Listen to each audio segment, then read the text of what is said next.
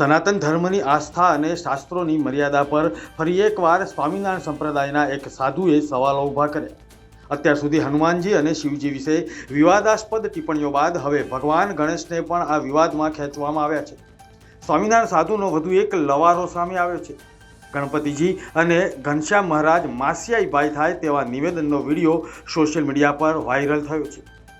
ભારતી આશ્રમના મહંત ઇન્દ્ર ભારતી બાપુએ પણ નારાજગી વ્યક્ત કરી અને કહ્યું કે આમને બુદ્ધિ જેવું છે કે નહીં, આ અજ્ઞાનતાની પરાકાષ્ઠા છે। આવો જોઈએ સ્વામિનારાયણ સાધુનો લવારો કેવો હતો।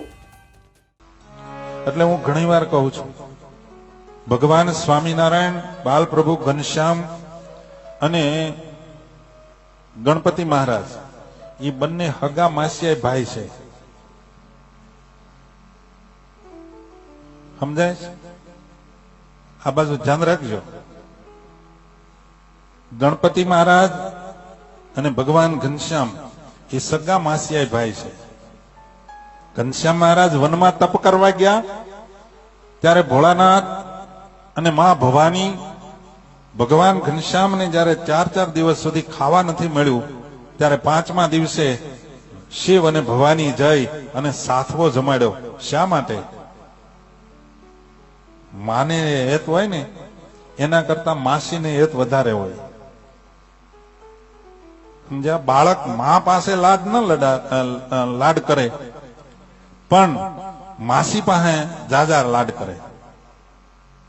એટલે આજ ભાણો બીમાર ભૂખ્યો છે એટલે માં પાર્વતી એને જમાડવા આવ્યા।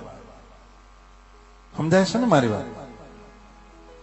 માં ભવાનીને દયા આવી, મારી બેનનો ભાણો ભૂખ્યો છે। કોણ?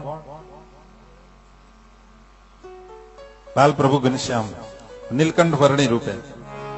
કારણ કે દક્ષના 13 દીકરી એ ધર્મદેવને પરણાવ્યા અને એક ભગવાન ભોળાનાથને આપ્યા। એટલે ભક્તિ દેવી અને ભવાની એ બે સગા બેનું થયા ને। હવે મગજમાં ઉતર્યું? એ બે સગા બેનું થયા એટલે ગણપતિ મહારાજ અને ઘનશ્યામ મહારાજ એ બે શું થાય?